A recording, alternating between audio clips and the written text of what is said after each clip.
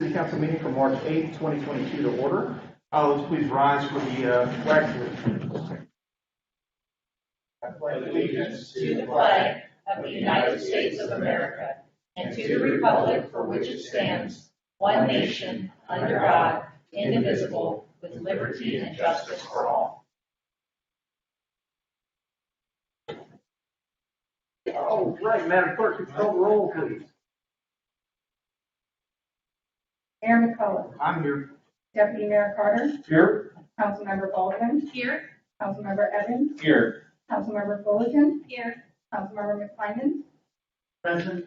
Councilmember Swatman. Present. And Councilmember Watson. Here.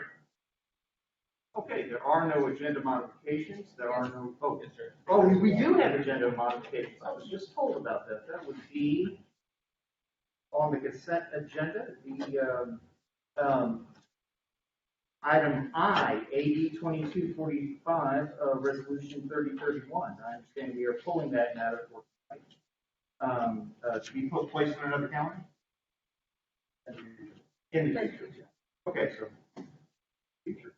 Do we have to vote on that, or is it just, we're just announcing? If you're just announcing it, it'll go when the motion is done. Okay, thank you. All right, there are no announcements, appointments, or presentations, so let's go on with citizen comments. I believe we will have some citizen comments. If a citizen wishes to approach the dais, please give your name and address, and you'll have 5 minutes to speak.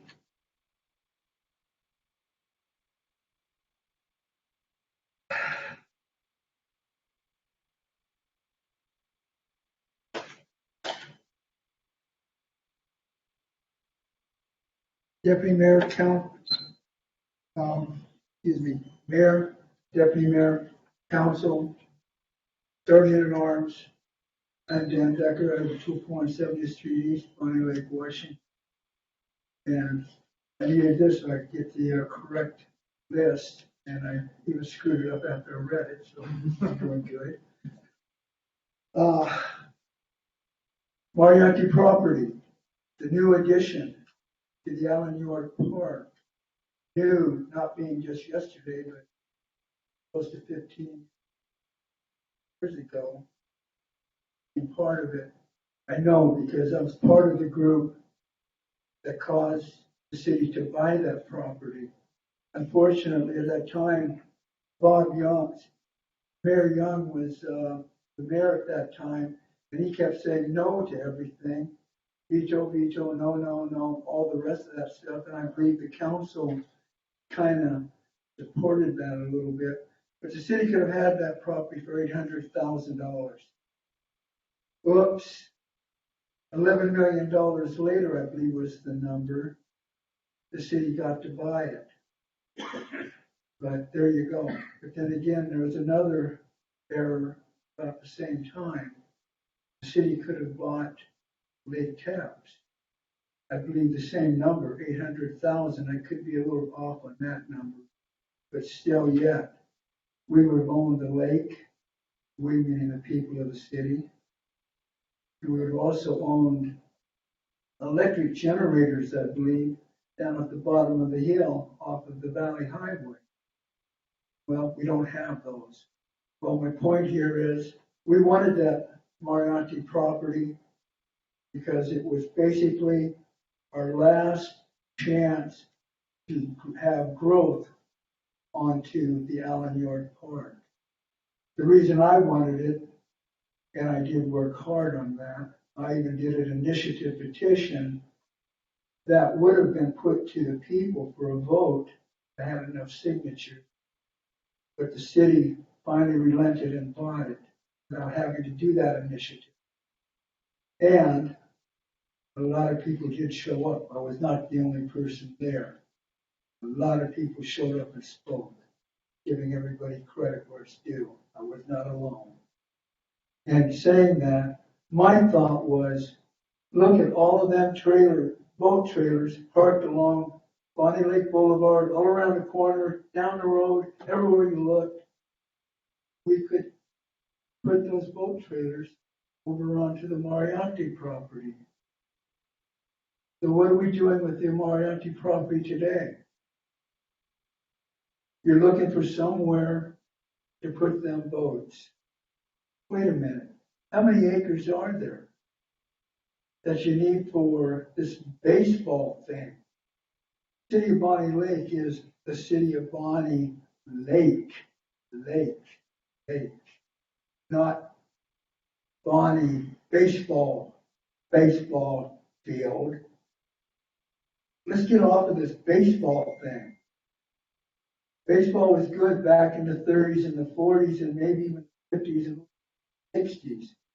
But baseball isn't the big deal anymore.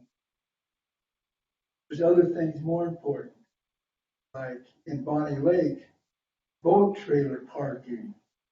So please, guys, think real hard what you're doing. Think past whatever the reason is you're putting this baseball field in, or whatever this field is going to be, taken away, lake. Notice something about the Moriarty property in the Allen York Park. It's on the lake. WSU property has lots of acreage over there, and I believe there's supposed to be a park over there. I don't know. I've never been on that side looking at it lately. But I know when I was younger, I used to drive down the road and look at the WSU property every single day. Every single day. We had property down on 120th and the South Prairie Road, and that's where I lived for a while. But the point is, the Allen York Park is on the water, not in the middle of the desert. It needs to be for boats, people to come and enjoy the water. Not about enjoying somebody playing baseball or soccer or cricket or whatever game is going to be played on those fields, because now that acreage is gone. It's being utilized by a small number of people and not being utilized by the mass of the city. Outside the city limits, people come to the Bonney Lake Park. Okay. Mr. Bedford. Okay, guys, and thank you very much. One thing, I wish those people would stop coming to Bonney Lake Park. It's not enough good. Oh, thank you, sir. Is there anybody else for the good of the order? Okay, seeing, nobody, I'm sorry, I'm losing more in this. So do we have any correspondence? Yes, we have one correspondence. The city clerk's office received an email that was shared prior to the meeting with the mayor and the council from Quinn Dahlstrom about the city doing everything they can to please the leader-teeter gentleman instead of listening to other possible bidders, and how not following an oath is no different than those that take a knee at sports games. Thank you, Madam Clerk. Okay, next we have the committee reports. We have Finance Committee, please. Thank you, Mr. Mayor. We had a report from Debbie Mills for HR. We had a couple of new openings, a building inspector and public works seasonal position. The building inspector closes on the 1st. 3 positions filled: construction inspector, meter reader, and public works maintenance. Part-time, non-regulatory after-school program assistant, and we had 7 positions filled this January 1st. We had a discussion or report for the Alliance for Kids House Regrowth. Talk about that and where that money might come from. Business action items. 31, authorizing a professional services agreement. That was actually just one was pulled. And then we approved our notes, our meeting minutes. We had this open discussion in regards to the Historical Society, where they're going to go.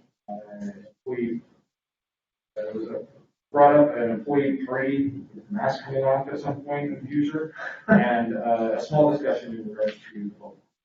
Okay, thank you, Deputy Mayor. Okay, Community Development Committee. Hey, Mr. Mayor, our Community Development Committee did meet here on March 1st. We had a discussion about the Public Works Service Center update out there. It's moving right along, of course, and apparently asphalt paving.